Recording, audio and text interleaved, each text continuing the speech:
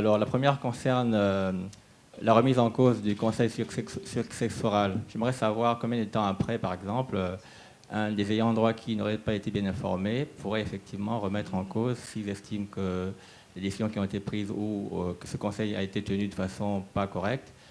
Combien de temps après donc, la tenue d'un conseil successoral, les ayants droit pourraient effectivement remettre en cause ce conseil, les décisions de ce conseil. Autre préoccupation, j'aimerais également savoir comment on peut faire pour démontrer qu'il y a une indignité successorale.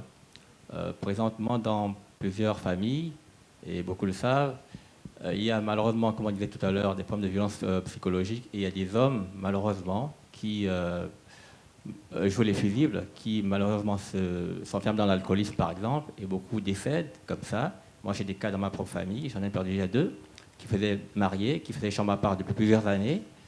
Un est mort alors que même madame était au salon avec ses enfants, et tout, c'est la famille qui est venue par la suite.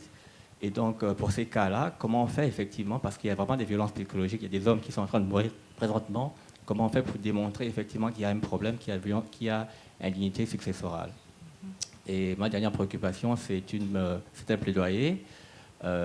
Lorsque les deux conjoints ne sont plus là, donc le conjoint survivant également décède, les enfants, les ayants droit sont majeurs, est-ce qu'il n'y a pas lieu quand même de revoir éventuellement l'âge pour la pension, effectivement, vu que quand on est majeur, je crois qu'on n'a plus droit à quoi que ce soit, et s'il n'y a plus personne, donc c'est peut-être l'État qui va en bénéficier.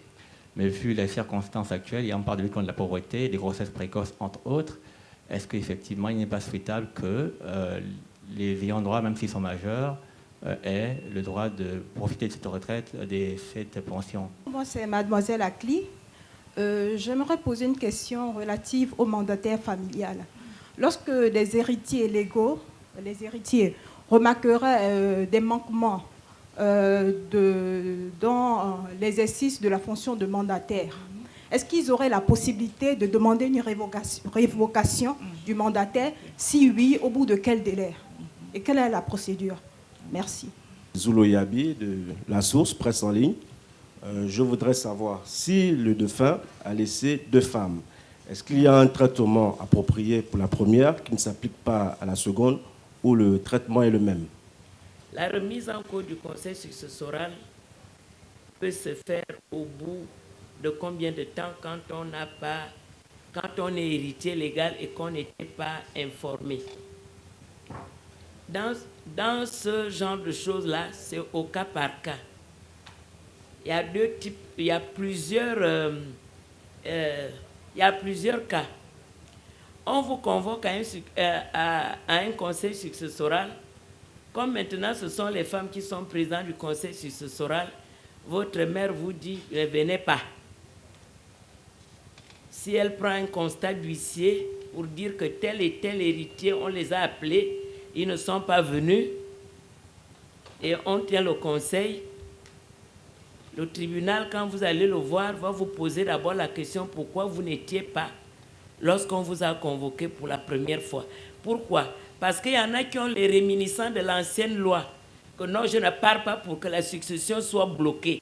Or, la nouvelle loi est rentrée là-dedans pour dire que si ce qui était blocage dans l'ancienne loi joue maintenant contre vous-même. Maintenant, dans des cas réguliers où vous n'avez pas été informé vraiment d'une manière correcte, vous saisissez le juge de succession qui est là, vous lui posez la question et elle va voir si on peut. Dans le conseil successoral, il y a quoi essentiellement? On désigne seulement 1 ou 2 mandataires. C'est tout. On homologue la décision qui a été prise en famille. Mais comme une décision avait été prise et homologuée, il n'y a que ces juges-là qui peuvent remettre en cause ces décisions pour des motifs corrects. Je précise. Comment peut-on démontrer l'indignité successorale? C'est ce que j'ai dit. Je répète que c'est au cas par cas. L'indignité successorale, le tribunal prend la décision sur la base de ce qu'on est allé lui dire, il fait l'enquête pour déclarer la personne indigne, ou bien la personne elle-même de son vivant va déjà voir les tribunaux pour dire tel et tel ne rentre pas dans ma succession pour tel et tel motif. Tout comme il peut revenir sur sa décision et pardonner la personne.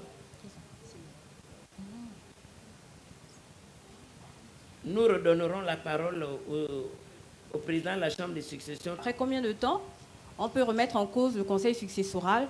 En principe, lorsque le jugement portant homologation du conseil successoral est rendu, est délivré, les parties qui sont à l'instance, c'est-à-dire celles qui ont siégé au conseil successoral, ou même les autres héritiers, disposent d'un délai d'1 mois pour venir s'opposer à ce jugement-là, ne serait-ce que par rapport au choix qui a été porté sur le mandataire familial désigné.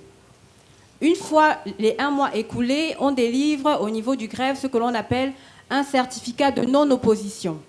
Ce certificat de non-opposition rend ce jugement exécutoire, c'est-à-dire que sur la base de ce jugement, vous pouvez désormais aller dans les différentes administrations pour poser tous les actes utiles à la succession.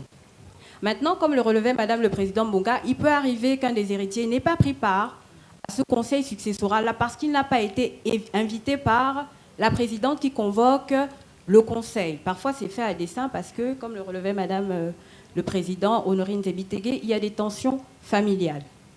La loi lui donne la possibilité, même après les 1 mois, de faire ce que l'on appelle une tierce opposition.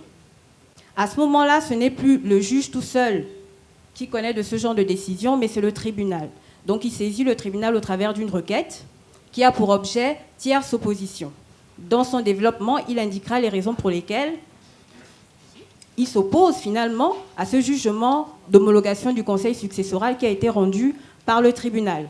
Et s'il a de justes motifs au soutien de sa demande, naturellement, le tribunal rétractera en toutes ses dispositions le jugement qui a été rendu. Mais à une condition, parce que malheureusement pour vous, le tribunal n'est pas toujours au quartier avec les gens lorsqu'ils subissent des situations. Donc nous avons besoin, pour faire droit à votre demande, d'avoir des preuves au soutien de ce que vous dites. C'est important et nous nous basons pour ce faire sur les dispositions de l'article 16 du Code de procédure civile dans lesquelles le législateur vous invite à prouver tout ce que vous venez dire devant le tribunal. Sans quoi, nous ne pourrons pas faire droit à votre demande. Donc, en résumé, il ne suffit pas de s'opposer pour s'opposer. Il faut s'opposer avec non seulement de justes motifs, mais aussi et surtout des éléments de preuve au soutien de ces motifs-là. Maintenant, s'agissant du plaidoyer, je crois que les finances, les services du budget sont bien représentés dans la salle. La question, la valeur revient, c'est-à-dire que lorsque les 2 conjoints sont morts, est-ce que la pension ne peut pas revenir à ces enfants, même s'ils sont majeurs? C'est eux, en tout cas pour le moment, on connaît la loi, mais je préfère qu'ils répondent à cette loi-là. Et je suis du même côté que vous. Madame Ayenoué, directeur général adjoint de la fonction publique. Je n'ai pas de questions. Je voudrais d'abord remercier l'initiative de la Fondation et je crois en collaboration avec la mairie de Libreville, la communication de Madame Zebitege et Madame Bouga pour le résumé, parce que je pense que les administrations qui interviennent dans le parcours administratif du conjoint survivant ont besoin d'être édifiées sur les nouvelles dispositions qui sont prises sur le plan législatif. Donc j'interviens surtout pour assurer Madame Zebitege qu'au niveau de la fonction publique, depuis 2011, lors de, je crois, notre première participation aux journées, nous ne demandons plus de jugement d'homologation de conseil de famille ou alors aujourd'hui de conseil successoral. Sur présentation uniquement de l'acte de mariage, le conjoint survivant peut retirer ces documents au ministère de la fonction publique. Aujourd'hui, le Trésor n'intervient plus dans le circuit de constitution de dossiers de pension parce qu'avant ça se faisait à la dette viagère. C'était un service du Trésor qui s'occupait des questions de pension depuis 2015, depuis le 1er janvier 2015. Donc c'est la caisse des pensions et des prestations familiales des agents de l'État. Voilà, donc une caisse qui s'occupe des agents publics, qui s'occupe de tout ce qui est pension. Voilà, effectivement. Donc, voilà, c'est la caisse des pensions aujourd'hui. Mais est-ce que ça peut se faire, oui ou non? En fait, c'est ça. Aujourd'hui, il y a une loi, c'est la 4426, qui fixe le régime général des pensions de l'État. Et cette loi dit que la pension de conjoint survivant, comme nous sommes sur la veuve aujourd'hui, les pensions de reversion, il y a dans la pension de reversion la pension de conjoint survivant et la pension temporaire d'orphelin.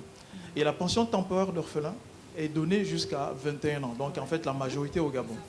Et j'avais déjà répondu une fois à cette question. L'État gabonais, dans ses missions régaliennes sociales, a prévu en fait d'autres mesures pour, si vous voulez, accompagner donc les populations économiquement faibles. Il y a, il y a des élèves, s'ils continuent à apprendre, il y a des bourses scolaires qui sont là. Voilà. Donc, au niveau de la pension, c'est jusqu'à 21 ans pour les enfants. Mais pour ce qui est de la veuve, je voudrais peut-être apporter une contribution, une modeste contribution, par rapport aux pièces exigées.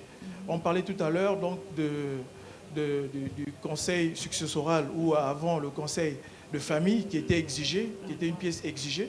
Aujourd'hui, lorsque il y a décès, le conjoint survivant, et notamment pour la plupart des cas que nous recevons, ce sont les veuves. La veuve, c'est, si vous voulez, l'ayant droit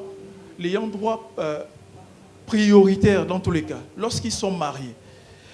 La difficulté avec le conjoint survivant, c'est que la 4426, donc le code de pension avec son décret d'application, le décret 806, précise que ce mariage doit durer, le mariage entre l'oncle de Kujus et la veuve, ce mariage doit durer au moins 2 ans avant la cessation des services.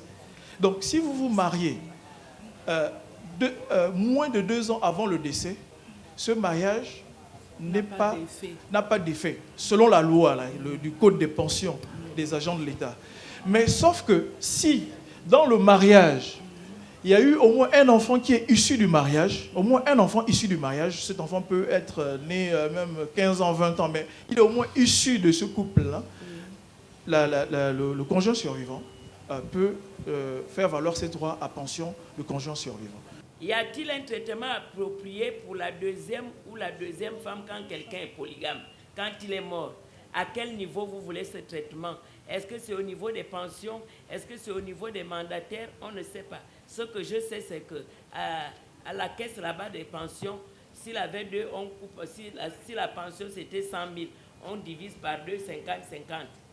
Égalité. Il n'y a pas de première ou de deuxième. Tout le monde est épouse au même degré.